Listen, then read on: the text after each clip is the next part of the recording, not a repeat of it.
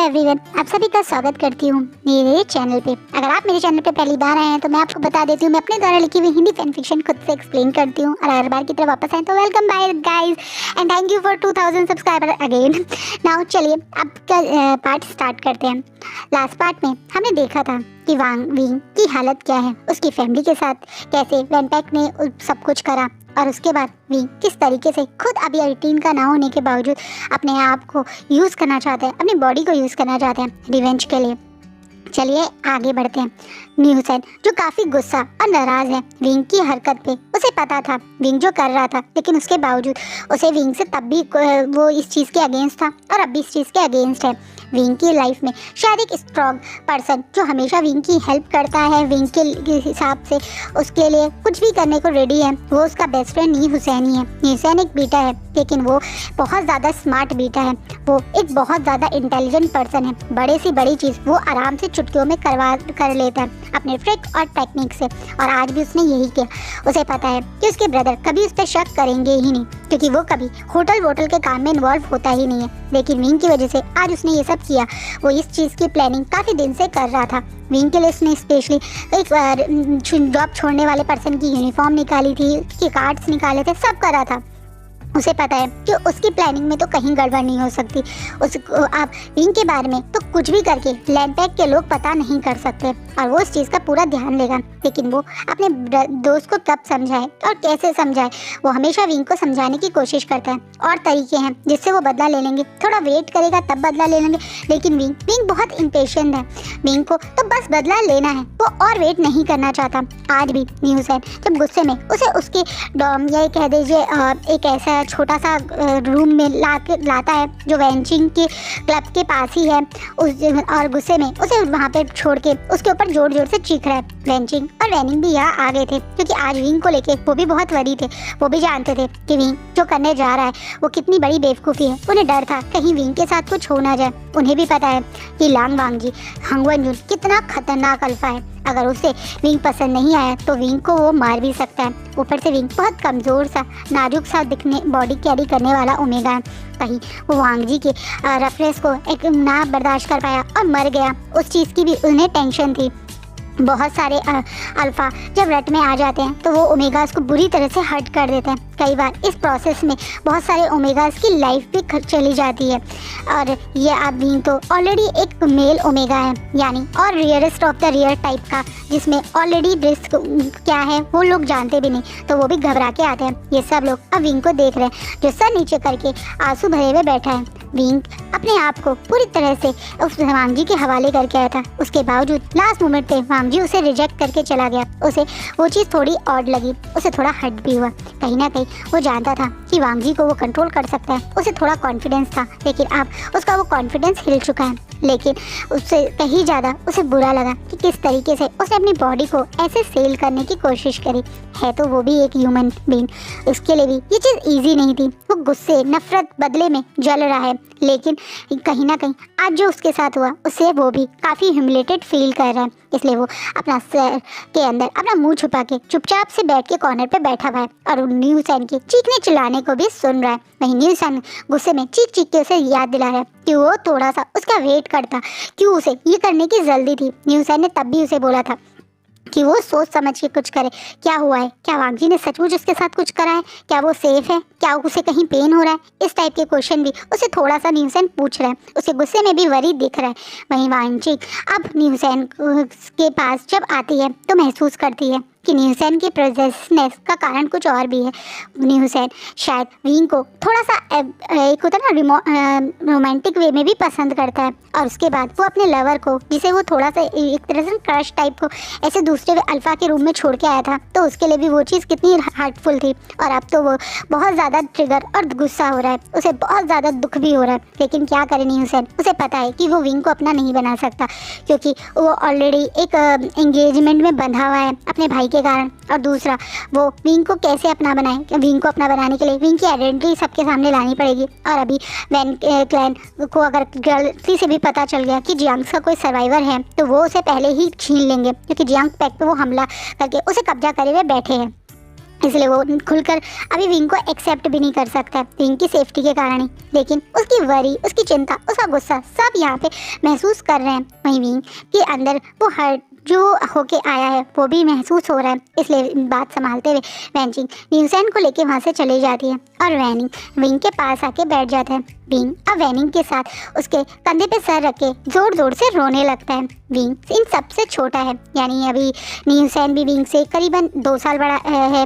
जंजा का दोस्त था और वैनचिंग भी बड़ी है और वैनिंग भी बड़ा है, तो वो लोग इस सब विंग को थोड़ा पैम्पर भी करते हैं हमेशा से। विंग अब अपनी मतलब एक तरह से वैनिंग के यहाँ गुस्से कमर जो कंधे पे सर रख के रो रहे हैं, वो अपने मन की बात वैनिंग से बोलना शुरू करता है। मैं ये नहीं करना चाहता था, पर मैं और इंतज़ार नहीं कर सकता वैनिंग। मैं कितना इंतज़ार करूं? मेरी सीजे ये सब सहती होगी। आज मेरा दिल कितना दर्द हो रहा है, मुझे कितना दुख हो रहा है। मेरी सीजे ने ये सब कैसे सहा होगा? मेरी सीजे कहाँ होंगी? बेचारा विंग अभी भी रो के अपने दर्द में भी अपनी सीजे के दर्द को महसूस कर रहा है। उसकी सीजे भी ये सब बेचारी सहती होंगी, उसे महसूस हो रहा है। विंग जो कह रहा है वो गलत भी नहीं है। जब मतलब हमारी यानी वहाँ से गई थी तो उसके साथ क्या हुआ होगा विंग को अच्छे से आइडिया है। अब विंग अपनी सीजे को उस दलदल से निकालना चाहता है, इसी कारण वो खुद के साथ ये सब कर रहा है। और यही कारण है कि विंग अब अपने बारे में ना सोच के ये सब कर रहा था, लेकिन उसके बारे में बाकी सब तो सोचते हैं ना। तो उन लोगों को विंग पे गुस्सा करना, विंग की केयर करना, विंग के लिए वरी करना नॉर्मल है। दूसरी तरफ वहाँ लानपैक का बुरा हाल है। लानपैक पहली बार ऐसा हुआ है कि उनकी नाक के नीचे से कोई पर्सन वांग जी के इतने क्लोज आया और उसके बाद वो निकल गया और उन्हें कोई प्रूफ, कोई सबूत, कोई निशान मिल ही नहीं रह गया। तो सिर्फ वो यूनिफॉर्म जो किसी और पर्सन के नाम की है, जिसमें वांग जी को विंग की फेरोमोन्स की स्मेल आ रही है। और दूसरा वो नाम जो वांग जी ने विंग के मुँह से सुना था, मो शुआनु। तो अभी तो ये लोग इस मो शुआनु नाम के बंदे को ढूंढने में लग चुके हैं। पूरी की पूरी लैंडपैक में अब एक नया टास्क आ गया है। लैंडपैक के हाईटेक टेक्नोलॉजी वाले लोग उसने ऑनलाइन हर चीज़ सर्च करने की कोशिश कर रहे हैं। इस मो शुआनु को जैसे ढूंढने की एक रोड सी मच गई है। लेकिन हैरानी की बात तो ये है, ये मो शुआनु के बारे में भी कुछ इन्फॉर्मेशन मिल ही नहीं है। जैसे कोई पर्सन है ही नहीं, कहीं कोई डाटा नहीं, कहीं कोई खबर नहीं, बस एक नाम। और वहीं दूसरी तरफ शुयांग और लांग शिचैन भी थोड़ा हैरान है। वो हैरान इस वजह से नहीं है कि कोई पर्सन आके चला गया, बल्कि इस वजह से है कि ये पहला ओमेगा है जो वांग जी के इतने क्लोज आया और जिंदा चला गया। हाँ, वांग जी के अगर कोई क्लोज ओमेगा आता है, इस टाइप की कुछ हरकत करने की कोशिश करता है, तो वो अपनी जान ही गंवा देता है। लेकिन ये ओमेगा को वांग जी ने कुछ हर्ट नहीं किया। इस ओमेगा को वांग जी ने अपने गार्ड जो उसी कॉरिडोर में थे, जो 1 मिनट लगती है उस ओमेगा को पकड़ने में, उनको ना पकड़वा के शिचैन और शुयांग का वेट किया। इस चीज़ से शुयांग और शिचैन थोड़ा सोचते रहे। वहीं शुयांग जो थोड़ा मस्ती खो रहे, वो इस चीज़ से वांग जी को थोड़ा टीज भी कर रहा है। वो वांग जी को बार बार बोला, क्या बात है वांग जी, इस ओमेगा ने तुम्हारे इतने करीब आया और फिर भी बच गया, मतलब जैसे टीजिंग टाइप होता है वो सब कर रहा है। जिस बात पे वांग जी उसे आँख दिखा तो रहा है, लेकिन कहीं ना कहीं शिचैन को थोड़ी सी वरी हो रही है।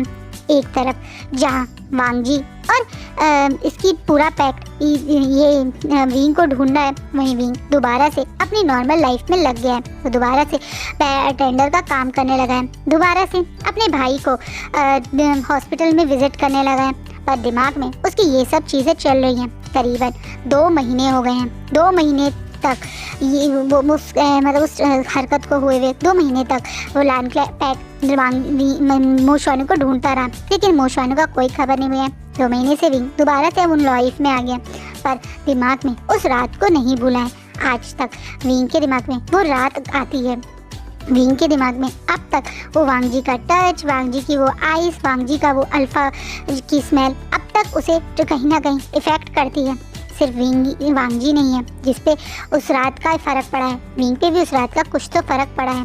कहीं विंग का ओमेगा इस चीज़ को विंग को समझाने की कोशिश भी करता है कि वांग जी के अल्फा ने तो उसे एक्सेप्ट कर लिया है, लेकिन हाँ वांग जी ऐसा शायद नहीं कर पाया है।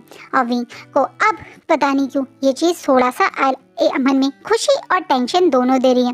क्या सचमुच में वांग जी के अल्फा ने उसे एक्सेप्ट कर लिया? तो मार क्यों नहीं करा था?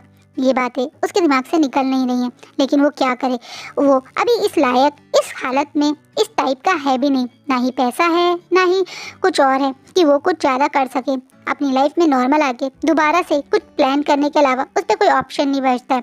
वहीं दूसरी तरफ वांग जी ने पूरी एक तरीके से पूरी जान लगाई, लेकिन जब उसे मोशवानी के बारे में कुछ पता नहीं चला तो वो एक तरीके से अब तो अपनी पैक को ज़्यादा परेशान नहीं कर रहा है, पर दिमाग में और चुपचाप से, यानी वो शुयांग का जो बीटा मेट है यानी शाओ शिनशन के साथ मिलके उस ओमेगा को कंटिन्यूसली ढूंढ रहा है।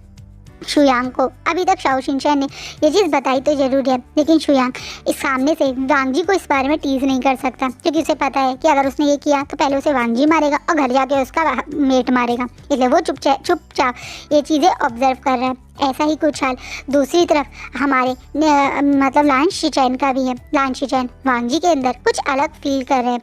आजकल उसका अल्फा पहले की तरह बिना बात के ग्रोल नहीं करता रहता। हाँ, उसका अल्फा अब थोड़ा सा सैड साउंड करता है।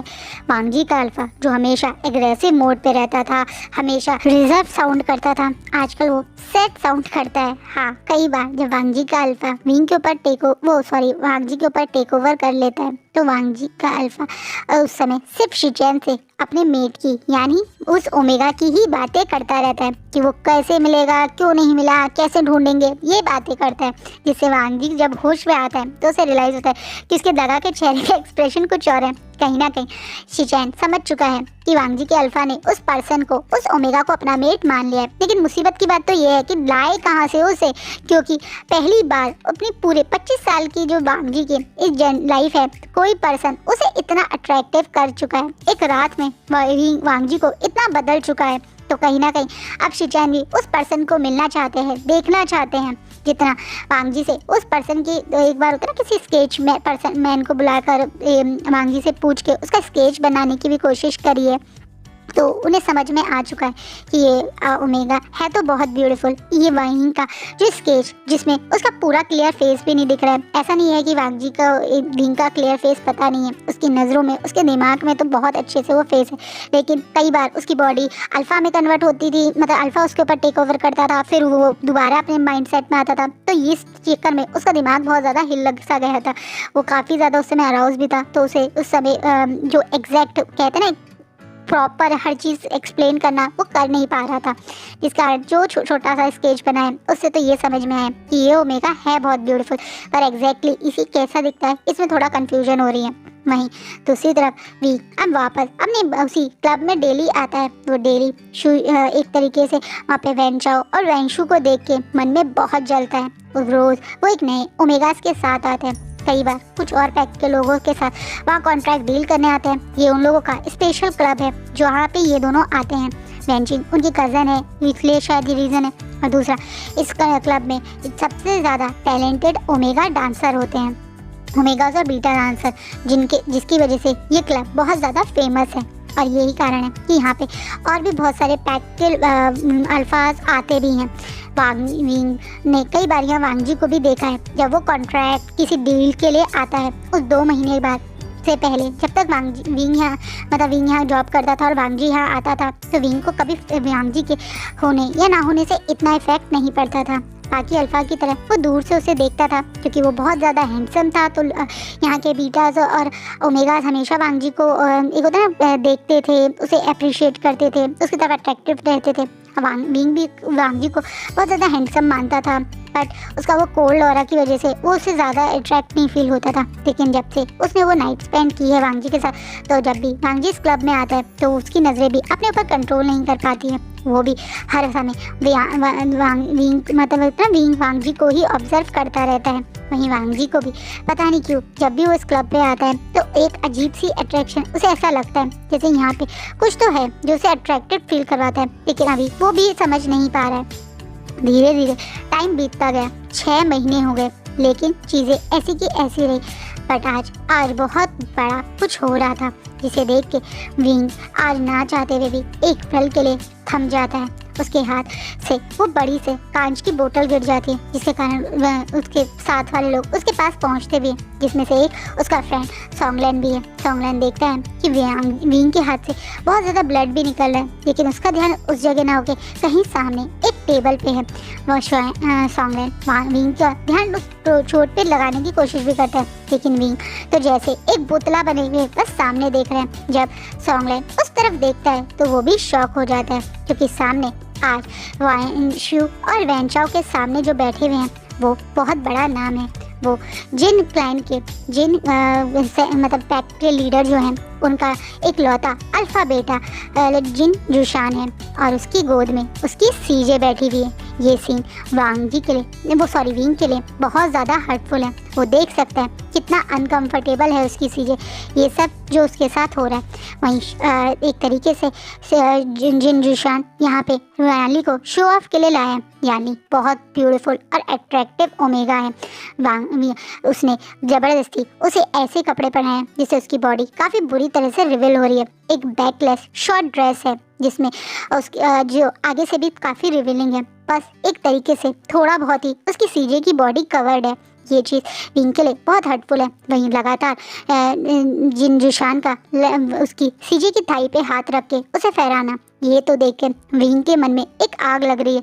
वो देख सकता है उसकी वो सीजे जो हमेशा मुस्कुराती रहती थी, जिसके चेहरे पे एक प्यार सी ममता भरी एक स्माइल रहती थी, जो देखने में तो बहुत ब्यूटीफुल थी, लेकिन उतनी ही उसके चेहरे पे क्यूटनेस रहती थी। अब उसकी चीज़ें बिल्कुल अलग दिख रही हैं। उसे बहुत ज़्यादा मेकअप करा हुआ, एक स्ट्रेट बाल करे हुए बैठाया गया है। उसके फेस पे इतना मेकअप है कि रियल में वो क्या फील कर रही है ये मेकअप को के नीचे छुपा पड़ा है। वो एक सेक्सी से ड्रेस में, एक सेक्सी से मेकअप में बस शांत बैठी हुई है। उसकी नज़र सिर्फ और सिर्फ जिन जुशान की तरफ है। ना ही वो इधर देख रही है, ना ही वो उधर देख रही है। शायद वो देखना ही नहीं चाहती है, या शायद उसे देखने का राइट भी नहीं है। उसे ऑर्डर भी शायद यही चीज़ करने का है। यानी कि ये हालत देख के विंग के वो पड़ी, जिसके कारण वो बहुत ज़्यादा स्ट्रगल कर रहा था। हर हालत में कुछ करना चाहता था अपनी फैमिली के लिए, अपनी सीजे के लिए। वो देख सकता है, और अब जो वो देखता है उसके बाद तो वो पूरी तरह से पागल सा ही हो जाता है। वो तो ऑलमोस्ट यहाँ से कूद के जिन जुशान को मारना चाहता था, क्योंकि जिन जुशान ने सबके सामने उसकी सीजे के अबव टॉप में हाथ डाल दिया है, और शायद वो उसकी सीजे के निपल्स के साथ ऐसे ही पब्लिकली प्ले कर रहा है। ये चीज़ विंग के लिए कितनी हर्टफुल है। अपनी बहन को इस हालत में देखना उसके लिए कितना दर्द दे रहा है, ये सॉन्गलैन भी समझता है। सॉन्गलैन भी विंग के बारे में काफ़ी कुछ जानता है। वो जानता है कि कुछ तो है जिन याली का विंग से कनेक्शन, वो उसका रियल भाई है ये तो पता नहीं, पर कुछ तो है। क्योंकि कई बार जब याली के बारे में विंग 3 लोगों से पूछने की कोशिश भी करता है, इसलिए सॉन्गलैन वहाँ से विंग को बहुत मुश्किल से ज़बरदस्ती खींच के ले जाता है। और वो चाहता है कि विंग को के साथ ये लोग कुछ ना करें, क्योंकि इस समय जहाँ वो जिस प्राइवेट बूथ में बैठे हुए हैं उसके चारों तरफ जिन पैक के अल्फ़ा गार्ड हैं, अंदर भी वैन क्लैन के अल्फ़ा गार्ड हैं। तो वहाँ एक तरह से इस बीटा का, क्योंकि सॉन्गलैन को विंग बीटा है बस यही पता है, इस बीटा का ऐसे जाना कितना बड़ा खतरा बन सकता है, इसलिए वो वहाँ नहीं जाने दे रहा। वहीं विंग जब वापस पीछे की तरफ आता है तो पागलों की तरह चीज़ें इधर उधर फेंकने लगता है। तो गुस्से में अपने हाथ जिसमें इतना खून है फेंक के और ज़्यादा हर्ट कर लेता है, जिसके कारण अब उसके हाथ का बहुत बुरा हाल हो गया। इतना ही नहीं, अब तो उसके हाथों में और ज़्यादा चोटें भी लग गई हैं। उसने इतने गुस्से में अपना दीवार, अपनी बॉडी को इधर उधर फेंकना, चीखना चिल्लाना शुरू कर दिया कि जैसे सॉन्गलैन से रोकने की कोशिश कर रहा है तो वो और चीख रहा है। उसकी इस बेकाबू हालत को देख के ना चाहते हुए सॉन्गलैन को तुरंत वेंचिंग को इन्फॉर्म करना पड़ता है। वेंचिंग वहाँ पहुँचती है, वो विंग को गले से लगा के बहुत काम करती है। जैसी अब तक उसकी सीजे उसका ध्यान रखती थी, वैसे ही वेंचिंग भी उसका ध्यान रखती है। वेंचिंग भी उसकी सीजे यानी यानली से के बारे में जान चुकी है। वो जान चुकी है कि विंग की लाइफ में यानली कितनी अच्छी थी। वो एक अल्फ़ा होकर भी काफ़ी बार क्योंकि उसका नेचर ऐसा है, वो अल्फ़ा वाला ट्रेट कैरी करती है, तो उसकी सीजे जितनी सॉफ्ट और काइंड तो नहीं हो पाती। हमेशा गुस्सा करती रहती है, विंग को डांटती रहती है, लेकिन प्यार और केयर तो वो उसकी सीजे जैसी ही करती है। अभी भी वो विंग को शांत हो जाओ, तुम शांत हो जाओ, अपने आप को और हर्ट मत करो। विंग तुम कुछ नहीं कर सकते, तुम अपने आप को सिर्फ शांत कर सकते हो। मैं जानती हूँ ये बहुत मुश्किल है, लेकिन तुम्हें अपने आप को शांत करना पड़ेगा। बार बार वो यही कोशिश कर रही है। वहीं विंग रो रो के मेरी सीजे, तुमने देखा उन्होंने मेरी सीजे की क्या हालत करी है, मेरी सीजे, वो क्या कर रहा था मेरी सीजे के साथ, मेरी बेचारा विंग बस मेरी सीजे मेरी सीजे मेरी सीजे कर करके रोए जा रहा है। और ना चाहते हुए भी अब वेंचिंग को, विंग को जब वो हमेशा इस तरह से पैनिक अटैक आने लगते हैं, तो जो इंजेक्शन देते हैं उसके फादर ने दिया था कि विंग को दे देना। वो इंजेक्शन लगा देती है जिसके कारण वो ऐसे ही रोता हुआ, चीखता, खुद को पीटता, खुद दीवार सामान तोड़ता हुआ वेंचिंग की गोद में बेहोश हो जाता है। वेंचिंग उसे ऐसे ही अपने साथ अपने कुछ गार्ड्स के साथ विंग को ले जाती है। अब अपने फादर को इन्फॉर्म करती है विंग को दोबारा से पैनिक अटैक आने की। विंग को अधिक तरह पैनिक अटैक्स भी आने लगे हैं। उनमें से वो ऐसे ही बिल्कुल बेकाबू हो जाता है, चीज़ें तोड़ने लगता है, खुद को हर्ट करने लगता है और एक ही बातें रिपीट करता रहता है। और जब तक वो बात मतलब एक होता है ना कि जब तक उसे शांत ना किया जाए वो शांत भी नहीं हो पाता है। इसी कारण वेंचिंग को विंग की बहुत फिक्र भी है, पर वो जानती थी कि आज यहाँ पे जिन सेक्ट लीडर आने वाला था।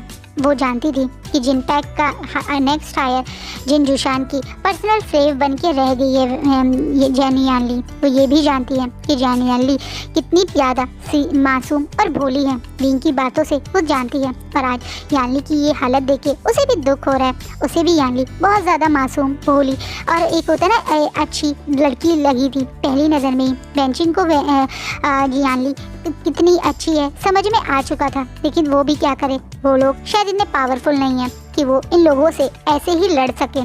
पैसा भी नहीं है और पावर भी नहीं है, तो वो क्या कर सकते हैं सिवाय अपने आप को दुख देने के, रोने के। कुछ और उनके पास ऑप्शन भी नहीं है।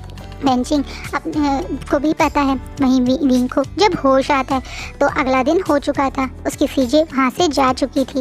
वो अपनी सीजे को जिस हालत में देखा था उन चीज़ों को याद करते हुए अब गुस्से में उठता है और एकदम से आपने आपको मिरर में देखता है और बोलता है, बस वियोशान, बस अब ये रोना और धोने से कुछ नहीं होगा।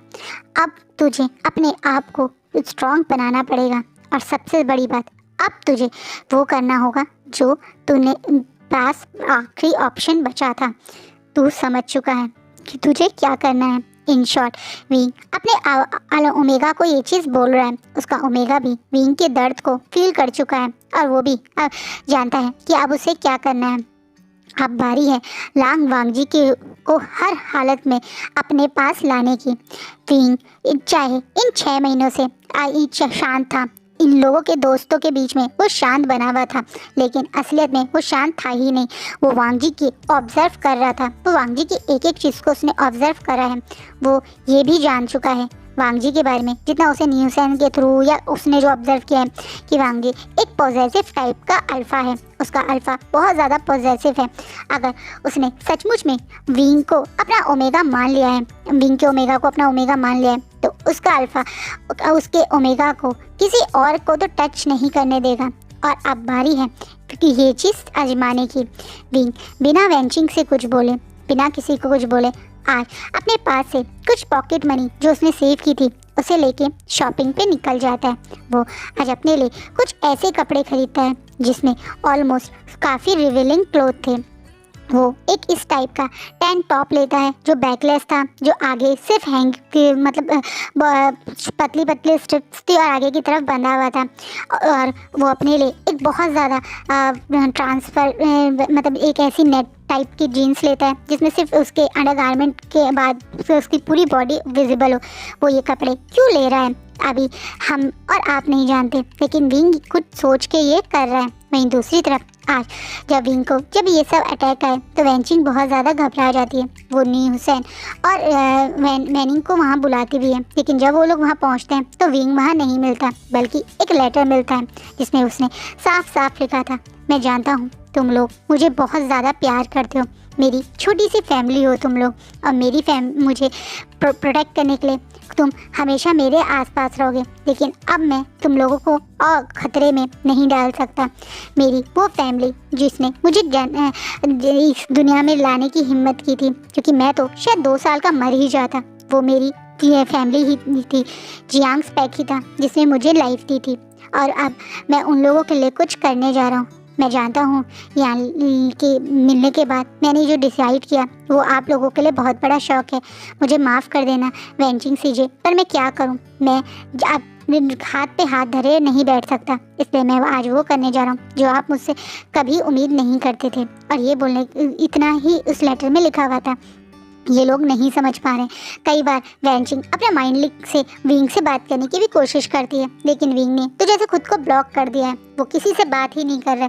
न्यूसेन, वैनिंग, वैनचिंग तीनों ट्राई कर रहे हैं, पर विंग अपने माइंड लिंक को लॉक करके बैठ चुका है। वो किसी से कोई कांटेक्ट कर ही नहीं रहा है। ये लोग बहुत ज़्यादा परेशान हैं। इन्हें नहीं पता विंग क्या करके गया है, वो पैसे लेके कहाँ निकला है, कहाँ गया है, किसी को नहीं पता चलता। वैनचिंग भी परेशान है, लेकिन वैनचिंग को अभी इन चीज़ों से में उसका दिमाग था ही, और दूसरा उसे अभी अपने क्लब का भी टेंशन है।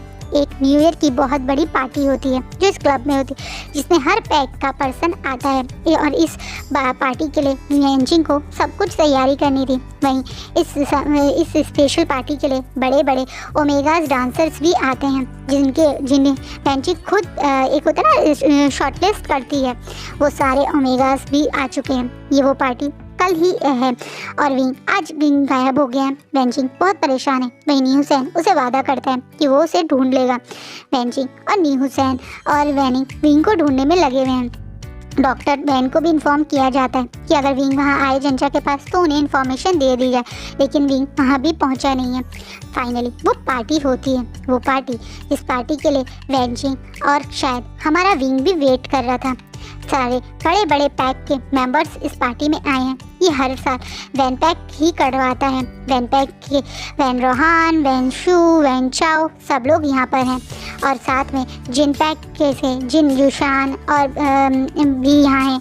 नी के पैक से नी मिंज, नी हुसैन भी यहाँ पर हैं, और हमारे लैन पैक के लैन वांग जी, लैन शिचैन भी यहाँ पर हैं। इसके अलावा वांग जी और शिचैन के दोस्त यानी शुयांग, बीटामेट मतलब शाओशिनशैन और लान शिचैन के बीटामेट मतलब मिंग्याओ भी यहाँ पर अवेलेबल है। ये सब लोग यहाँ पर हैं। इन शॉर्ट इतनी बड़ी पार्टी होती है, इतनी शानदार पार्टी होती है कि बड़े से बड़ा चेहरा यहाँ पे अवेलेबल है। अधिकतर यहाँ पे अल्फाज ही होते हैं या फिर उनके मेट्स होते हैं, क्योंकि ओमेगास मिस्ट्रेस या वो इस पार्टी में क्यों लाए, क्योंकि वो तो ऑलरेडी इस पार्टी में इन लोगों को मिल ही जाते हैं। ओमेगास जो डांस कर रहे होते हैं, जो पैसे के लिए अपनी बॉडी सेल करते हैं, ऐसे लोगों को वैनचिंग हेल्प करती है। वैनचिंग के क्लब में, क्योंकि ये लोगों को तो ज़बरदस्ती इस काम में ये लोग किसी ना किसी तरह से घुसा ही लेते हैं। बट वैनचिंग के क्लब में रहने से इन्हें ये पता होता है कि इनकी सिक्योरिटी और सेफ्टी वैनचिंग के हाथ में है, जिसे लेके वैनचिंग बहुत एक तरह से काफ़ी सीरियस है। जो लोग डांस करते हैं उन लोगों को इनप्रॉपर वे में वो किसी को टच नहीं करने देती है। अगर कोई लैप डांस और इस टाइप की डिमांड भी करता है तो हमेशा जब भी ऐसा कुछ हो रहा होता है तो साथ में एक बीटा गार्ड को खड़ा रखती है, ताकि अचानक से सिचुएशन बिगड़े भी तो अल्फ़ा गार्ड और बीटा गार्ड मिलके उस अल्फ़ा को पे कंट्रोल कर सकें। इन शॉर्ट सेफ्टी में ये क्लब काफ़ी फेमस है, और इसी कारण यहाँ बड़े बड़े फेमस ओमेगास जो बहुत ब्यूटीफुल भी होते हैं और काफ़ी टैलेंटेड भी होते हैं, वो भी आते हैं परफॉर्मेंस देने के लिए।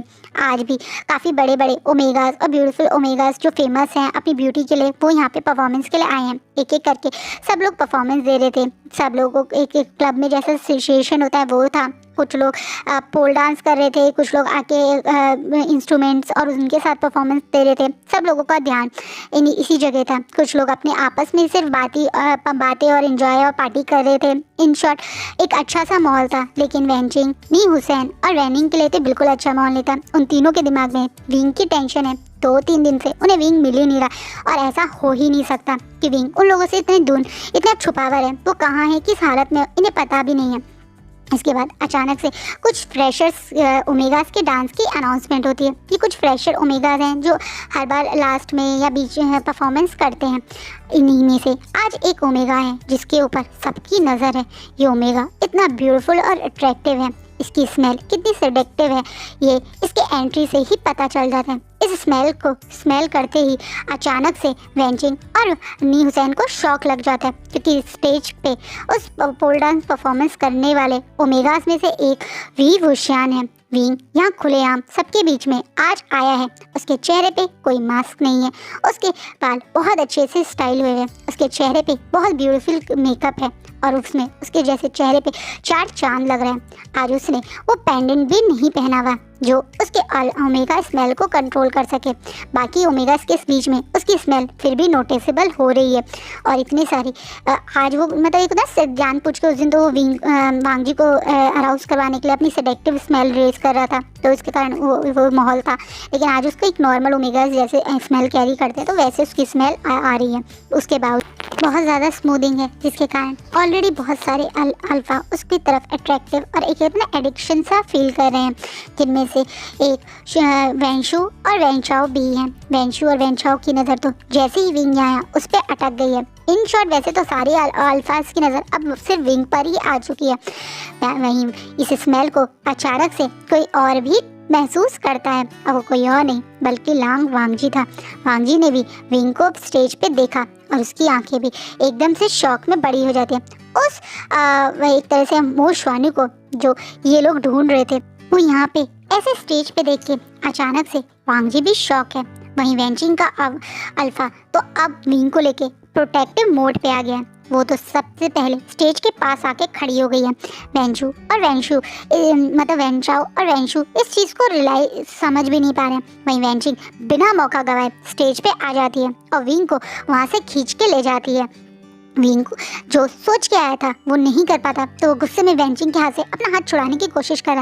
लेकिन अब वेंचिंग इतना ज़्यादा एग्रेसिव और प्रोटेक्टिव मोड पे आ गई है। विंग को एक तो अल्फा रूप में देख के, क्योंकि वो सबके बीच में अल्फा रूप में आ गया है, और दूसरा उसकी वो एक कपड़े जो उसने पहने हुए हैं उस चीज़ से वेंचिंग जो विंग को अपना बड़ा मतलब एकदम छोटा भाई मानती है, तो अपने उसके लिए इतना प्रोटेक्टिव हो जाती है कि तुरंत अपने फेरोमोन से विंग के ऊपर डालने लगती है और विंग को वहाँ से जल्दी ले जाने लगती है। वहीं वांगजी ये चीज़ देख के ट्रिगर हो जाता है। पहली चीज एक और अल्फा है जो उसके ओमेगा को ऐसे प्रोटेक्ट कर रहा है और उसको अपने साथ ले जा रहा है। ऊपर से वेंचिंग का इस तरीके से विंग को अपने सेंट से कवर करना कहीं ना कहीं विंग का अल्फा को अच्छा नहीं लगता है।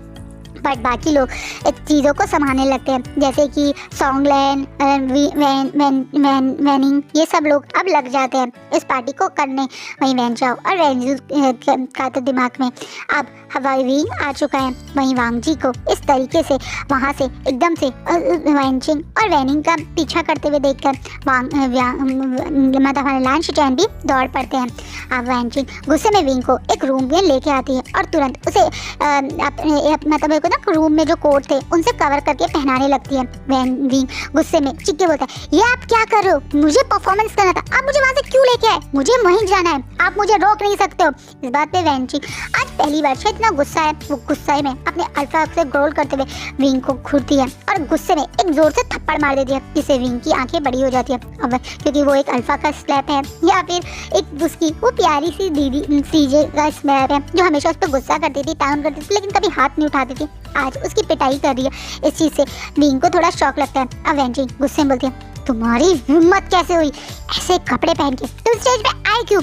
मैं और फादर कितना तुम्हें समझाते थे कि तुम अल्फा के सामने ओमेगा बन के नहीं आ सकते, तुम बेटा हो। कहाँ है तुम्हारा वो पेंडेंट जो फादर ने तुम्हें दिए थे? कहाँ है वो? गुस्से में वेंचिंग विंग के सामान को में जो उसके नाम से वहाँ पे रखा हुआ था उस सामान में ढूंढने लगती है। विंग अब गले में तुरंत वो पेंडेंट डालने लगती है, जिसे विंग अब गुस्से में तो वेंचिंग को और उस पेंडेंट को दूर धक्का देता है और चीखते बोलता है, आप बंद कीजिए, मुझे प्रोटेक्ट करना बंद कीजिए, मुझे किसी की प्रोटेक्शन नहीं चाहिए, मुझे मेरा बदला चाहिए, मुझे मेरा रिवेंज चाहिए, आप प्लीज प्लीज प्लीज ये सब बंद कीजिए, मैं स्टेज पे जरूर जाऊंगा। और ये बोल के वो गुस्से में वहाँ से उठ के जाने लगता है। अब वेंचिंग पहले की तरह अब विंग को बहुत जोर से पीछे से हिट करती है, जिसके कारण विंग बेहोश सा हो जाता है। अब विंग को ऐसे बेहोश होते देख के तुरंत जो उस रूम में सॉन्गलैन आ रहा था वो जोर जोर से चीख के विंग विंग करके उसकी हेल्प करने लगता है। अब वेंची गुस्से में मतलब सॉन्गलैन को ऑर्डर करती है कि तुरंत विंग को उसके फादर के हॉस्पिटल में ले जाया जाए। और हाँ, यहाँ पे कोई भी विंग के बारे में पूछेगा तो तुम्हें यही बताना है कि तुम इस ओमेगा के बारे में कुछ नहीं जानते हो। इस बात पे अब सॉन्गलैन थोड़ा शॉकिंगली वेंचिंग की तरफ देखता है और बोलता है, ये ओमेगा था, आपने हमें क्यों नहीं बताया? देखो सॉन्गलैन, मुझे यहाँ पे सिर्फ तुम पे ट्रस्ट है और मैं विंग की सेफ्टी के लिए बहुत वरी हूँ। इसकी स्मेल बहुत ज़्यादा एडिक्टिव है, तुम्हें भी महसूस हो गया होगा। और दूसरा, इस समय माहौल बहुत बेकार है, क्लब में जो पहले से ही ओमेगा है, मुझे उनकी सेफ्टी की भी बहुत टेंशन है। विंग की सेफ्टी की रिस्पॉन्सिबिलिटी मैं तुम्हें दे रही हूँ। और ये बोलने के बाद वेंचिंग सॉन्गलैन को पीछे के दरवाजे से विंग के साथ निकाल देती है। वो विंग के गले में वो पेंडेंट भी डाल देती है ताकि कोई और अल्फा उसकी स्मेल को पीछा करते हुए वहाँ तक ना पहुँचे। वहीं वांग जी ने वेंचिंग की और विंग की सारी हरकतें महसूस करी। उसने ये भी सुना कि इस पर्सन का नाम विंग है। अब तक उसका पूरी टीम वो श्वानु को ढूंढ रही थी, लेकिन असलियत में इसका नाम विंग है। दूसरा, ये अपनी आइडेंटिटी छुपा के इसी क्लब में रह रहा था। क्या अब ये भी वांग जी को पता चल गया है? लकीली वहाँ पे वेंचिंग थी, तो वेंचिंग ने विंग को कोई बेवकूफ़ी नहीं करने दिया। वो जानती थी कि आज उसके ऊपर किस तरीके से लोग टूट सकते हैं। उस समय उतने सारे अल्फा के बीच में उसका सेव करना बहुत मुश्किल हो जाता है। वो तो वहाँ पे सॉन्ग परफॉर्मेंस चल रही थी, तो वेंचिंग का अचानक से स्टेज पे आके विंग को ले जाना कोई बड़ा चीज़ नहीं लगी। लेकिन अगर सॉन्ग रुकता और विंग वहाँ सबके बीच में होता तो क्या होता, उस चीज़ से वेंचिंग थोड़ा वरी थी। वहीं वांग जी अब जैसे ही विंग का असली नाम जान चुका है, वेंचिंग और विंग का कोई रिश्ता जान चुका है, तो वो तुरंत अपने माइंड लिंक से शुयांग को वहाँ पे बुलाता है। वहीं लांग शिचैन भी जो वांग जी के पीछे थे वो भी देखते हैं। शुयांग और लांग शिचैन को देखते ही वांग जी ऑर्डर दे देते हैं कि कौन है ये विंग और क्या रिश्ता है इसका वेंचिंग से, सब कुछ पता करो। यही है वो ओमेगा जिसे वांग जी ढूंढ रहा था। ये चीज़ जानने के बाद शाओ शिनचैन और हमारे लांग शिचैन काफ़ी शॉक हो जाते हैं। वो दोनों बड़ी बड़ी आंखों से एक दूसरे की तरफ देखते हैं। सचमुच में ये ओमेगा बहुत ज़्यादा ब्यूटीफुल है और उतना ही ज़्यादा ये एक होता है ना अट्रैक्टिव भी है, समझ में आ चुका है। लेकिन ये इतनी कम एज का था, इन लोगों को भी आइडिया नहीं था। वांग जी ने बताया था कि वो कम एज का है, लेकिन इसे तो देख के पता चल रहा है कि ये तो अभी शायद एक टीनेजर, मतलब अभी 18 का भी विंग हुआ नहीं है, कुछ महीने हैं, 17 साल का ही है। तो वो लोग समझ चुके हैं एक 17 साल के ओमेगा की तरफ वांग जी का अल्फा अट्रैक्ट हुआ। ये भी काफ़ी बड़ा शौक लगता है, लेकिन वो लोग वांग जी के ऑर्डर को मान के तुरंत ये काम कर देते हैं। वहीं वेंचिंग भी अभी तो सारे पार्टी में शांत है, लेकिन उसे पता है कि अब जो तूफान आने वाला है वो आगे क्या रोल लेगा। उसने आज अपने दोनों कज़न ब्रदर की आंखों में विंग के लिए वो लस्ट देख लिया है। अब वो विंग को कैसे अपने दोनों ब्रदर से सेव करेगी, वो ये सोच रही है।